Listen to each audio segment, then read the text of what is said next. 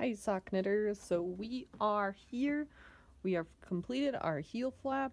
You should have the same amount of rows in your heel flap as you do stitches for your heel. So in my case I have 32 stitches on my heel, so I knit 32 rows of my heel flap. Now to reiterate how to count those rows, I recommend counting your cute little slip stitches if you do a reinforced heel. So if you did the reinforced heel, you can use these larger slip stitches as a guide for counting your rows. Because we only do these once per repeat, that means one time per row of two. That means that we can count these as 2 rows. This is 2, 4, 6, 8, 10, 12, 14, 16, 18, 22, 24, 26, 28, 30, and then the 32nd is on your needle because we just completed that. When you're done with your heel flap, you should be ready to work a knit side row because now we're going to do our heel turn. So you always want to make sure you start your heel turn on a knit side row, so make sure you're looking at the knits. If you are not, go ahead and purl across. It won't hurt it to add 1 extra row, that's okay. So make sure you are just on a knit row. If you're not there, purl across till you are looking at a knit row for your next move.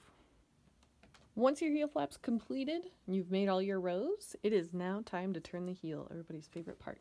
So you are going to turn to your turn the heel grid in your packet, or if it's really hard to see because it's in colors, it's kind of prints weird, go to sockknitters.com/tips/heels by the number, or you can Google heels by number and it's the first hit that comes up.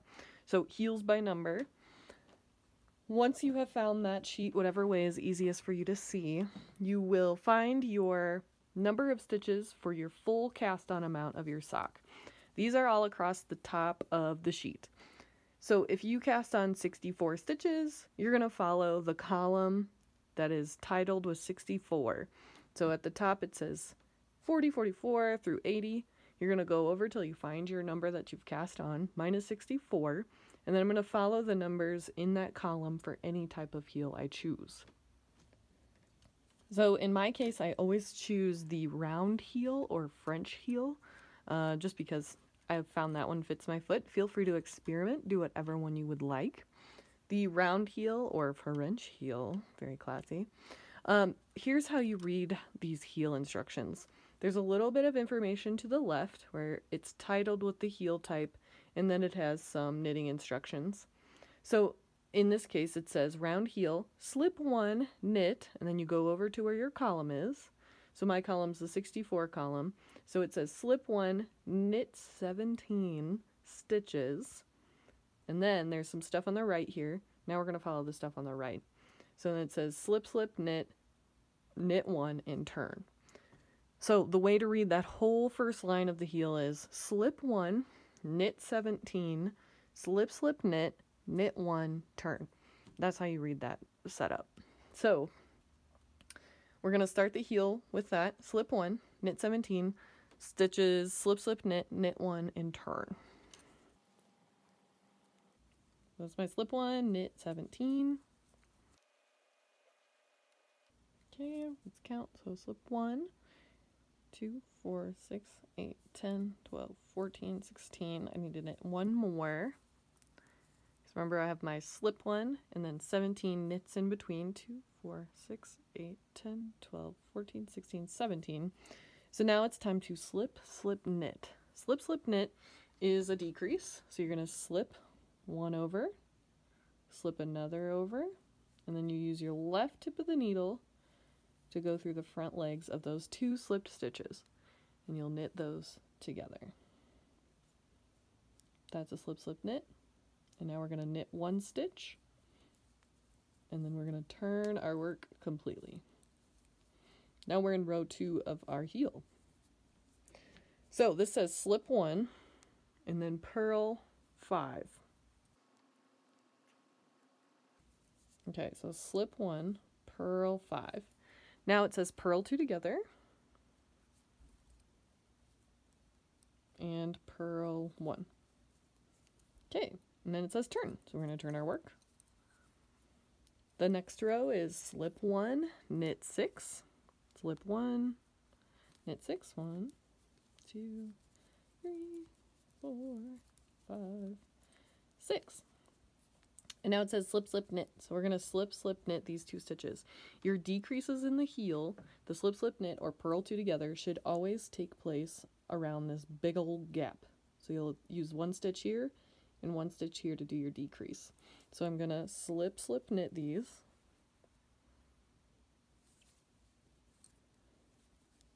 And then knit 1. And then turn. So I'm going to slip 1 and purl 7. But really, I don't really count when I'm doing the heel. I look for that big old gap situation. So when I get to 1 stitch before the gap, then I'm going to purl those 2 stitches on either side of the gap together.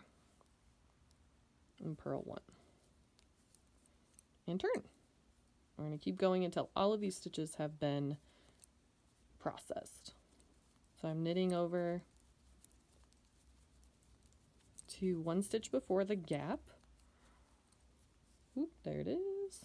So I'm going to slip, slip, knit those 2 together, knit 1, and turn. Slip 1, purl to 1 stitch before the gap. And if you're unsure of where the gap is, spread out your knitting before you get too close to it, and you can really see there's this big open spot. So I'm purling to 1 stitch before that big open spot. Okay, here we are at the end of our heel turn. There's still a gap between this stitch and this stitch. It looks really weird and hard to see at the very end, but just so you know, there's 1 more decrease to process. On a heel turn, we should always end with decreases over the final 2 stitches in the final 2 rows of the heel turn. So I've slipped my 1 and I'm going to knit across, and I'm going to decrease those final 2 stitches, and then I'll have 1 row after that where we'll also decrease the final 2 stitches. That means that every stitch has been involved in the heel turn. So slip, slip, knit. So you can kind of see there's this weird kind of gappy situation. That's what we want to decrease over. Now we're ready to do our very final heel turn row. And our last row in a heel turn should always be a purl. You should end your heel ready to work a knit row. All right, here's our final 2. We're going to decrease these just like we have been, so purl 2 together. And then we have completed the heel. Woo! Okay, final step of this, knit across. So you're going to knit all the way across all these heel stitches, and then it's time to do something new. Now that we've finished turning our heel, see we got a nice little heel shape, whatever shape you chose, it is now time to pick up stitches along the edges of the heel flap to rejoin this piece in the round, because we want to work in the round for the foot this direction. So we've knit across our heel stitches, so the working yarn should be at this corner of our work. Now we need to pick up stitches along this edge. You should be picking up half the amount of stitches you used for the heel. So I used 32 stitches for the heel. That means I'm going to pick up 16 stitches along this edge. Now I'm going to use these slip stitches from knitting our heel flap as a guide. So these chain stitch selvage is what it's called, because it looks like a little chain. This is where I'm going to pick up my stitches for my heel flap. So I'm going to go under the first 2 legs of the first chain stitch in the row. So I put my needle under it and I went away from myself through it. And I'm going to grab my working yarn, wrap it around the needle, and I'm going to scoop up a loop. Oop, I got a little extra piece there. Scoop up a loop. That's my first picked up stitch. So now I'm going to go on to the next little chain under both legs of the little chain. This is why it's so crucial to slip your stitches in the first stitch of every row of the heel flap. And I'm going to scoop up and pick up another one. So we're going to work this all the way down. So I'm going under both legs because this makes a really solid edge to go under both. So I got 4, and we'll keep on going. Okay, I've made it to the end. I'm going to count, make sure I have 16. 16. I have 16. Now, if you end up with a little bit of a gap right here, you can add in another stitch to close that gap to make that a little smaller if you're concerned about holes at this point.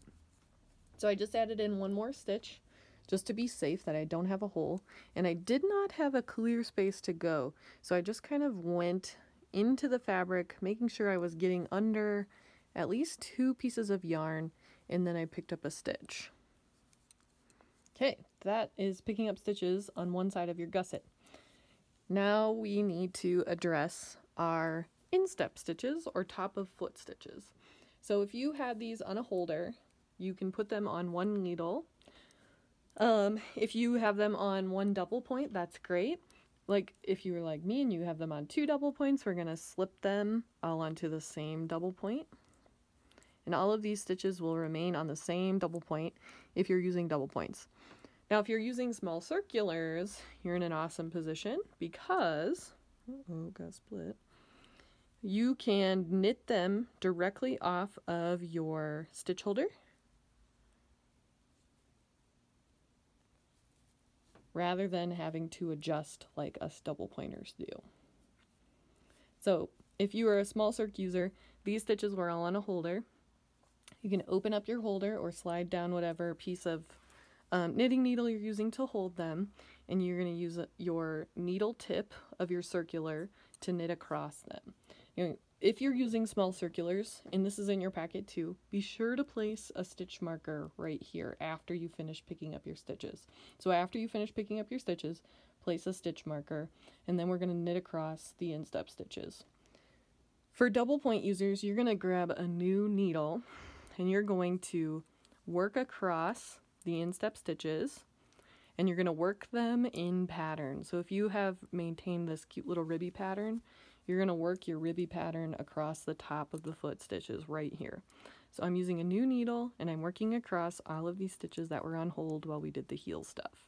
And I'm working them in pattern. So where there's knits, I knit them, and where it purls, I purl them. Okay, we've worked across our instep stitches. Here's where we're at right now. These are your heel stitches from the heel turn. This is the picked up stitches, and this is your instep stitches. So now we need to pick up stitches along this one final edge before it can be joined back in the round. Now because I picked up one extra stitch on the other side, I need to make sure I match that here. Because in socks, it's not really about accuracy, it is about symmetry. So if you picked up 17 over here, you make sure you got 17 over here.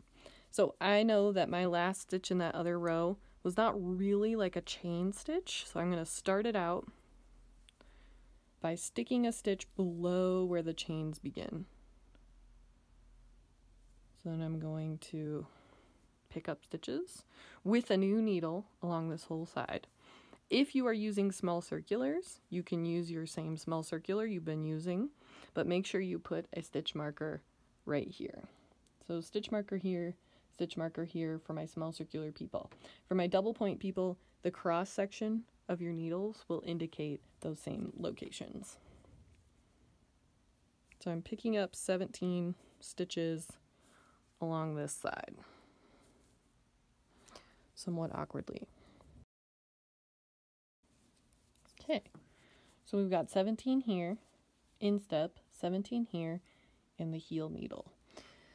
Now we need to, if you're doing double points, we need to find the new beginning of our round. Now the new beginning of our round for both types of needle types will always be in the center of the heel. So we need to count the amount of stitches that were in our heel. So 2, 4, 6, 8, 10, 12, 14, 16, 18. Okay, so I have 18 total remaining stitches after my heel turn. So half of these stitches need to go onto this needle, and half of these stitches need to go onto this needle, so that I have the beginning of round right here at the center of my heel. For my circular needle people, you are going to find out this half number Then you're going to knit that half of the stitches and then place a marker. And then you're ready to start the beginning of the round. So double pointy folks, the half of my heel stitches remaining is 9. So I'm going to knit 9 stitches over to this needle I was just using to pick up stitches. Okay, now I'm going to double check, make sure I have 9 remaining. I do. So these remaining 9, I'm going to slip onto the other needle I used to pick up the heel flap stitches. So I'm just slipping them over. This is the beauty of double points. You got 2 directions to work from. Okay, so we're back to knitting in the round. So I've got my triangle. Here's needle 1, needle 2, and needle 3. Now my circular needle, folks, you're going to have a stitch marker right here, a stitch marker right here, and a stitch marker right here. This one is your beginning of round marker. I'd recommend using a different color. But for my beginning, or my double pointed people, the cross sections of your needles will be your markers. This one will always be your beginning of round marker because it's at the center back of the heel. If you'd like to place a locking stitch marker here to help you keep track, that's a great idea. Just so you have a really good visual representation of where your beginning of round is. So now that we have rejoined in the round, we've picked up stitches for the gusset, it's time to work the gusset. So you're going to knit 1 round even all the way around. So this is my beginning of round. We're going to knit all 3 needles, or till we reach the beginning of round marker.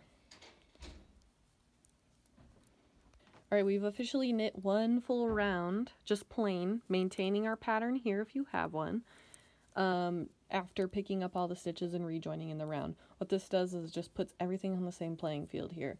So now we need to work on our gusset decreases. Gusset decreases bring this large amount of stitches back down to our original amount of stitches. So if you started with 64, you're going to have way more than 64 right now. But our goal is to get back down to 64 and fit our foot well. So in a gusset decrease, it's on the 3rd page of your heel packet. It says decreasing the gusset stitches and working the foot. So for small circular needle people, you are going to knit around, slipping markers as you come to them. That's a plain round. And then round 2 is your decrease round. So round 2, it says knit to 3 stitches before the first marker, which will be here. And then you're going to knit 2 together, knit 1, slip the marker. Now you're going to work in pattern across the top of the foot. Till the second marker, then you're going to slip the marker, knit 1, slip, slip, knit, and knit to the end of the round. You're going to repeat these 2 rows till you are back down to your original cast on number of stitches. For my double pointy people, I broke it down into needle 1, 2, and 3. So round 1, knit around. Just did that. Awesome.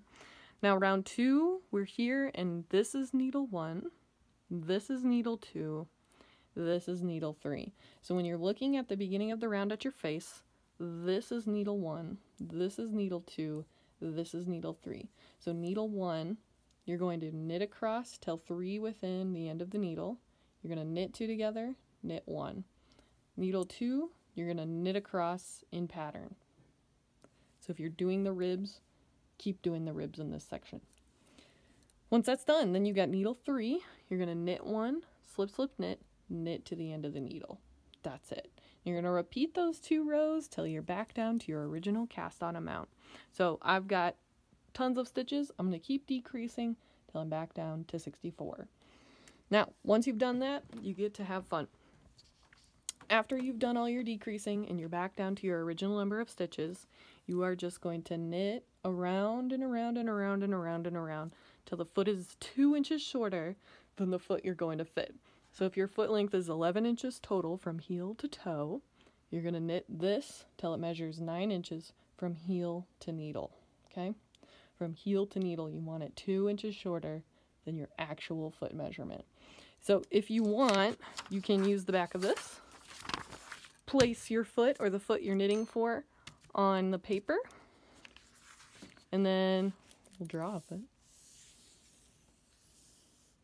So here's your foot, and oh, that's a weird foot. We'll put some toes in. Here's a foot, so we're going to measure your whole foot length. We'll say this is 10 inches. And then you're going to subtract 2 inches, and you get 8 inches.